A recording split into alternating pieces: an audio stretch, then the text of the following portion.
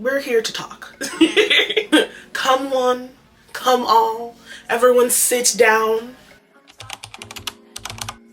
1 month ago, I turned 30, and being 30, there are tons of things that I feel that have really helped me along my journey, especially in my 20s. In my 20s, I learned a bunch of lessons, like really hard lessons.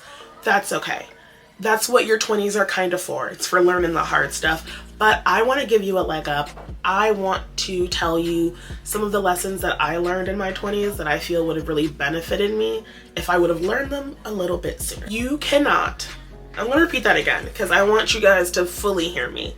You cannot belittle or degrade yourself into changing or evolving into a version of you that you love. You don't have that ability. It's not something that anyone can do.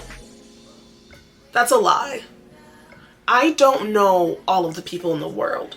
There are probably some people out there that do have the ability, but I don't think it's good.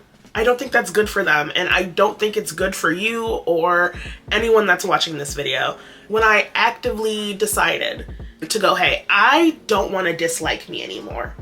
I want to enjoy myself. I want to enjoy the things that I do. I want to enjoy the people that I'm around. I want to enjoy the clothes that I wear.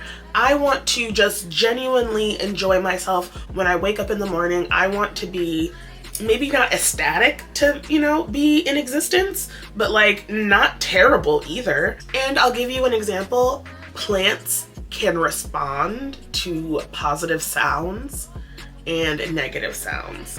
So if you take two identical plants in the identical conditions, and the one you're playing positive affirmations, you're telling the plant how much you adore it and how much you love it, and even though it's a tiny little plant, even though, I don't know, the plants don't have feelings, but clearly they do. And then the other plant, if you say negative things to it, it will actually either refuse to grow or will end up like rotting faster. When I was using negative words, when I would wake up in the morning and be like, ugh, gross, I hate the way that I look, I don't like the way that I dress, I wish that I had the ability to do X, Y, and Z, and I suck because I don't have that ability. It didn't really make me want to change. All it did was kept me in a state of feeling bad pretty much all the time. You wanna know what else I blame? Do you want to know what else I blame for my negative self-talk? Memes. Memes! Oh my god. There were these self-deprecating memes that would like circulate the internet. I find them funny, but I don't find them relatable. Whereas before, I would see a meme and it would be like, me, a trash can. And I would be like, that's funny because I am. But like, why was I saying those things to myself? Why was I putting that type of negativity in my brain when my brain just wants to love on me? I used a lot of tools to change my negative self-talk. I used affirmations. I use mind videos. Mind videos are when you essentially put your ideal life like in pictures, and then you put music and sound to it, and you say the affirmations on the video, so like you're hearing your own voice. Fantastic. I absolutely recommend them. I use journaling. I read books. I also posted tons and tons and tons of TikTok videos, which I'm sure you are all aware because I know you guys follow me. Failure is not an ingrained personality trait. It's just a process of learning. When I came to that realization, it was absolutely life-changing for me. Knowing that, hey, just because I fail at something, it doesn't mean that I'm dumb. It doesn't mean that I'm stupid. It doesn't mean that I don't have the capability of doing X, Y, and Z. What it means is that either what I'm doing isn't working and I should change the way that I'm working, or two, I don't know enough about the subject yet to be an expert. And like, that's okay. No one starts off as an expert in anything. Literally any single person.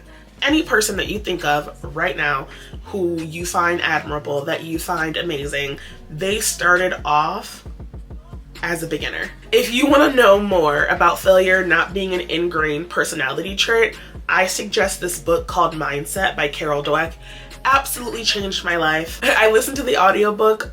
It was fantastic. She really goes into detail the difference between having a growth mindset and a fixed mindset. And a growth mindset is essentially where if you fail at something, you take that failure and you look at it as a stepping stone. You take the failure and you dissect it to see where, hey, where did I go wrong? Where can I do better?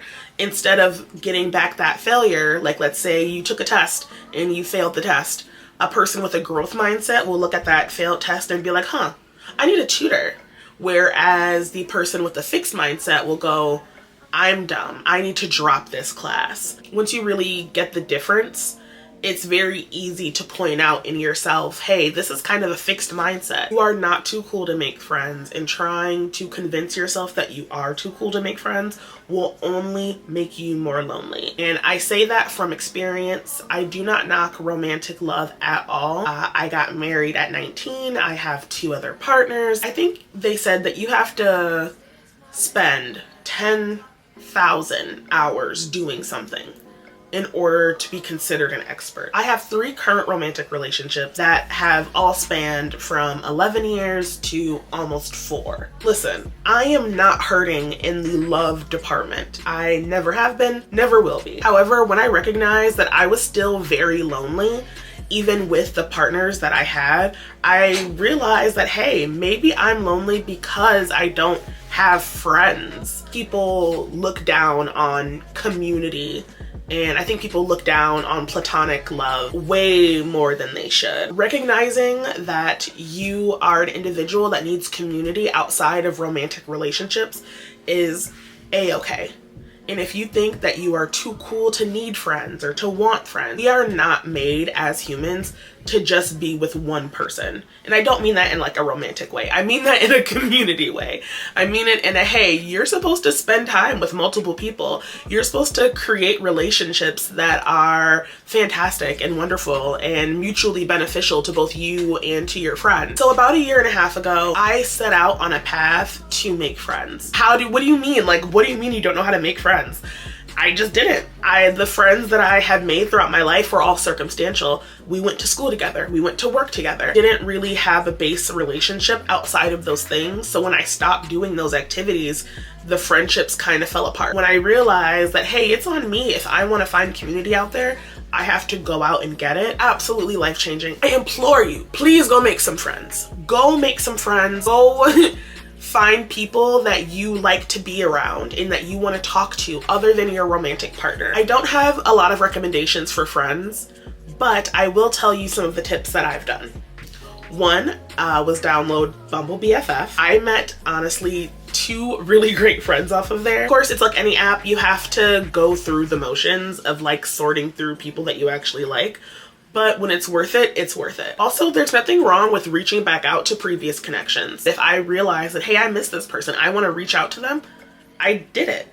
So there's absolutely nothing wrong with reaching back out to previous friendships. There's nothing wrong with trying to make new friendships, but you do need friends. Creativity and comparison will never coexist peacefully in the same space. To be creative is to put down the expectations for both yourself and for other people. In order to get your creativity outside of your heart and outside of your mind, you have to be able to not compare what you've made to someone else's. Like, comparison will kill you, and I believe that full-heartedly. There are so many times I've put myself in like a downward spiral because I've looked at someone else's work and I was just like, why can't my work look like that?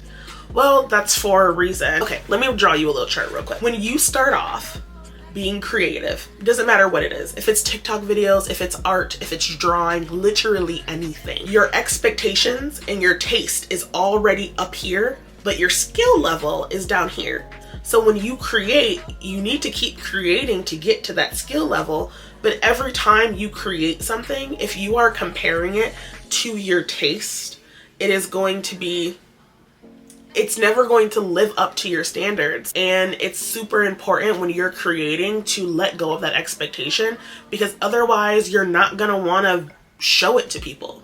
You're not gonna wanna be proud of what you did, and you should be proud of it. You worked really hard. When it comes to creativity, you can't compare it. You don't do that to yourself. You're just hurting yourself. Something that I find helpful is creating kind of, not in a vacuum, so to speak, but creating with the intention of knowing that I wanna post it. Because if I already have that intention in my head, no matter what I create, I'm gonna post it. That lets up some of the pressure that I keep putting on myself and like forcing down. Something else that really helped with this concept is doing a project. Doing a 100-day project like I did. That project really did change the way that I view my creativity. Your comfort zone is not a fertile place for growth. It's just not. Your comfort zone will never grow anything. If you are expecting to change yourself, if you are expecting to expand, if you are expecting to go after something, it's gonna be uncomfortable. It's going to feel sucky at some points.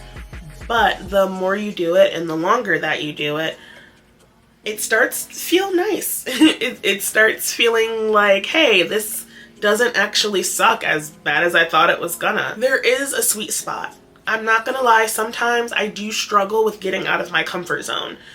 Sometimes I need my safety blanket, essentially, to feel comfortable doing something. And if you don't want to leave your comfort zone, that's okay. More power to you. Your comfort zone is a comfortable place for a reason. Your comfort zone is a place where you can rest, but it's not a place for growth. That's all for this video, folks. Ding. I hope you enjoyed this video, and I hope you enjoyed the lessons that I learned in my 20s. If you are in your 20s, what are some of the lessons that you've learned to kind of help you along your journey of like existence? You know what I mean? Anyway, I gotta go. Bye-bye. Love you.